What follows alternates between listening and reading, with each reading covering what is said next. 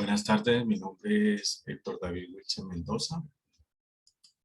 Eh, Pertenezco a la Maestría de Desarrollo Alternativo Sostenible y Solidario y la ponencia de hoy es la tenencia de tierras y su uso social para el desarrollo de un país. ¿Qué es la tenencia de tierras y su uso social para el desarrollo?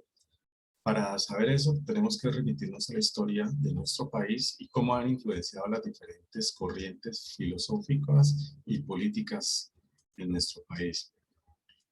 Nos debemos basar en lo que es la reforma agraria. ¿Qué es una reforma agraria? Son medidas socioeconómicas, políticas y legislativas que modifican la estructura de la propiedad de la tierra y la producción de un país. ¿Qué problemas trata de solucionar la reforma agraria? Evitar la concentración de la propiedad de la tierra en manos de unos pocos, evitar la baja productividad agrícola y soluciona así la baja explotación de la tierra y también la alta especulación con el precio de la tierra. ¿Qué resultados sociales deja una reforma agraria? La creación de pequeños y medianos agricultores y evita el monopolio sobre la tierra de algunos pocos. Tenemos que remitirnos a la cronología de las reformas agrarias en Colombia durante el siglo XX. En 1936, durante el gobierno de Alfonso López Pumarejo, se diseñaron grandes reformas, entre ellas la reforma agraria, la laboral, la tributaria y la constitucional, por lo cual a este gobierno se le llamó la Revolución en Marcha. La ley más importante de la reforma agraria fue la extinción de dominio sin indemnización, del cual los propietarios que no explotaran al menos en el 60% de las tierras les serían expropiadas y redistribuidas a los campesinos de bajos recursos sin un reconocimiento económico. Para eso, la reforma pues, fue exitosa hasta 1938, cuando asumió el poder Eduardo Santos, quien se opuso a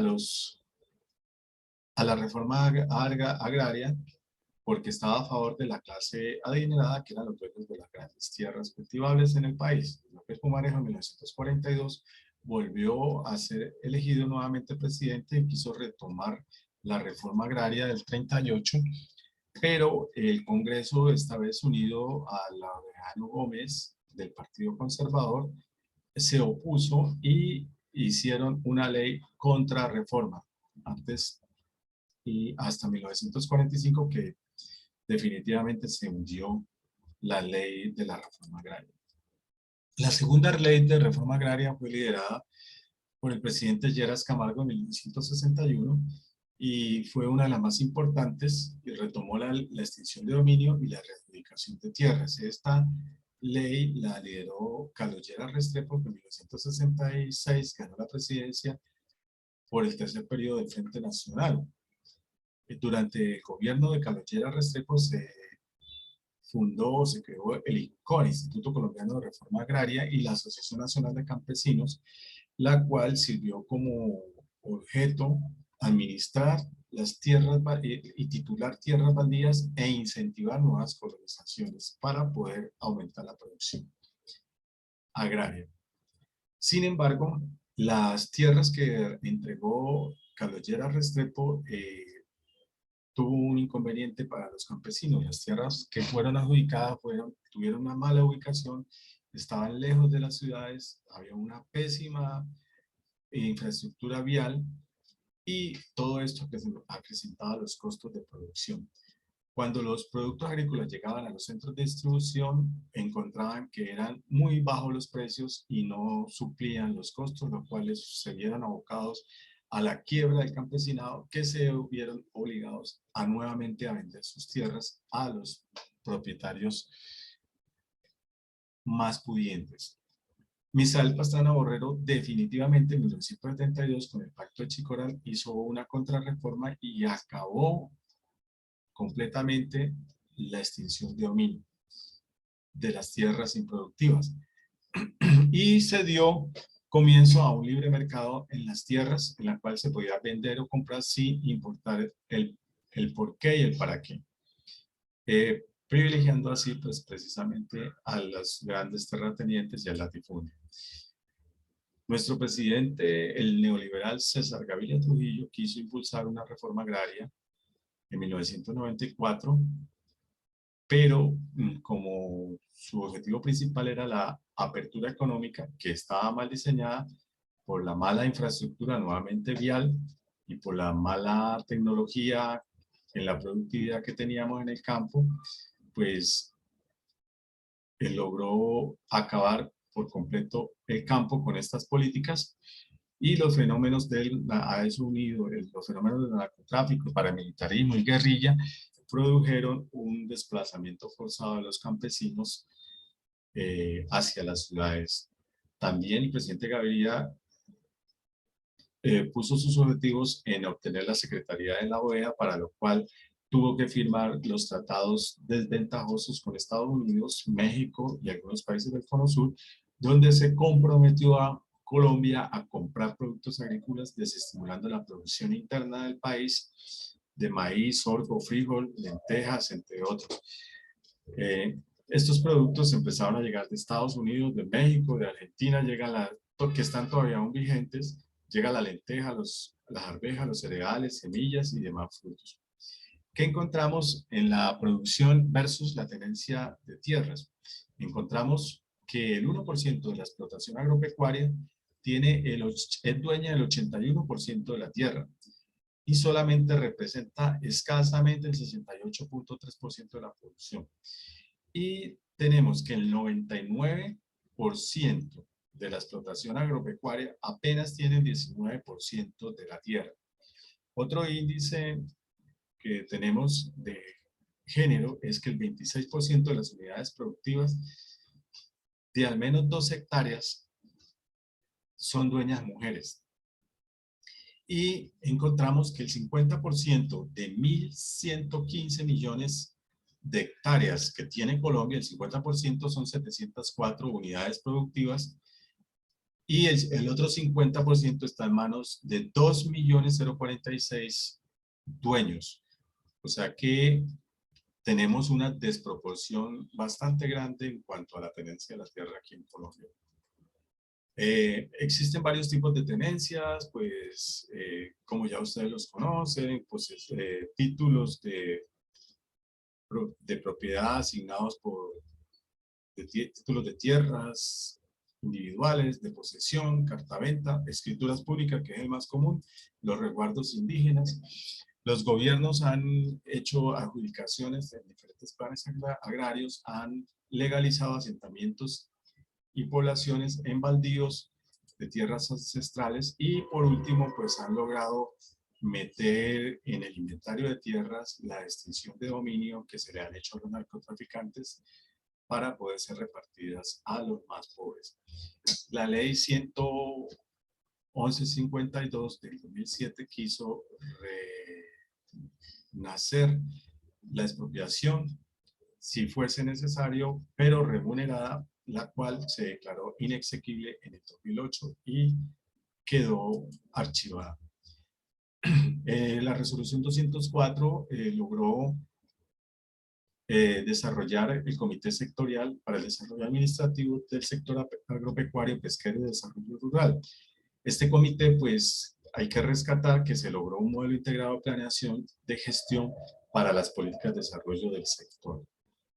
Hay una visión también internacional que viene impuesta por la Organización de las Naciones Unidas en su defecto de la FAO, en la cual están promoviendo las directrices voluntarias para la gobernanza responsable de la tenencia de la tierra en la pesca y los bosques.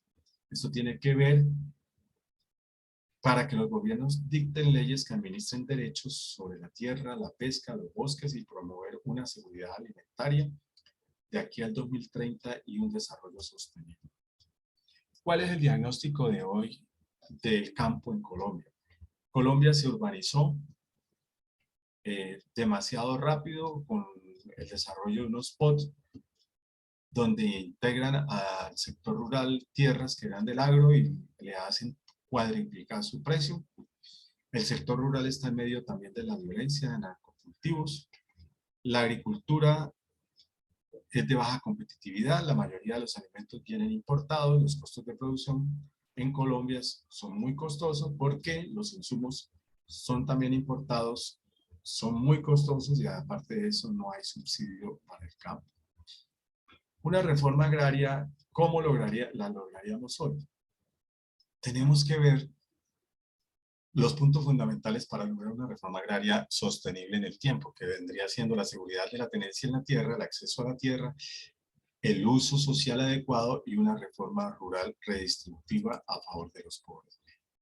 En este orden de ideas, el Acuerdo de Paz en su punto primero logró incluir la reforma rural integral, cuyo propósito es transformar el campo. Logra integrar las regiones productivas con el desarrollo social, económico y equitativo del país, para lo cual el gobierno en el decreto 902 de 2017 implementa las medidas y los mecanismos para lograr el acceso y a la formalización de tierras. Se creó precisamente en ese artículo el Fondo Nacional de Tierras, o el Fondo de Tierras, mecanismos para implementar la reforma rural integral que se estableció en el inciso primero del Acuerdo de Paz. ¿Qué es esto? Es una bolsa donde se tienen 3.5 millones de hectáreas para repartir entre campesinos de bajos recursos durante 12 años, o sea, 3 gobiernos. La formalización también incluye la formalización masiva de 7 millones de hectáreas de baldíos que se encuentran en posesión y que no han ingresado al inventario catastral. Para esto se creó el mecanismo de adjudicación de títulos de propiedad de la Agencia Nacional de Tierras, que es una guía de diligenciamiento a través de un formato. El campesino que esté interesado llena el formato FISO para lograr acceder a una tierra. ¿Qué debe contener un diseño de una reforma tributaria, de una reforma agraria hoy? Debe estar diseñada con estrategia e institucionalidad. Unos campesinos unidos y junto con los resentados en el proceso de paz, un país democrático con acceso a los recursos económicos de la nación, que integre la industria y la agricultura y que haya un intercambio tecnológico con los países de afuera, elevar la competitividad productiva, lograr el autoconsumo y los excedentes de exportación. ¿Cuál es la visión de reforma agraria que se necesita para hoy? Primero, yo opino que se debe identificar el sector o región, el cual debe ser apoyado a través de estudios de suelos para que se reafirme ese sector, la vocación productiva, bien sea agrícola, pecuaria, pisciculturista o forestal. Acordémonos lo de la huella de carbono. Y segundo, la asignación de unidades productivas a familias de escasos recursos que estén dispuestas a trabajar la tierra. Implantar tecnología, técnicas y capacitación, pero allá en el sitio, para el aprovechamiento eficiente de la unidad productiva con base en indicadores productivos que da la región. Esto creo que lo está haciendo el ICA en estos momentos, apalancamiento económico por el Estado, asegurando la productividad y la tenencia de la tierra a largo plazo. Esto con el Banco Agrario, a través del Banco Agrario con préstamos blandos y años muertos. Debemos proteger nuestras reservas forestales y nuestros parques ecológicos para poder lograr un desarrollo sostenible en Colombia. Muchas gracias.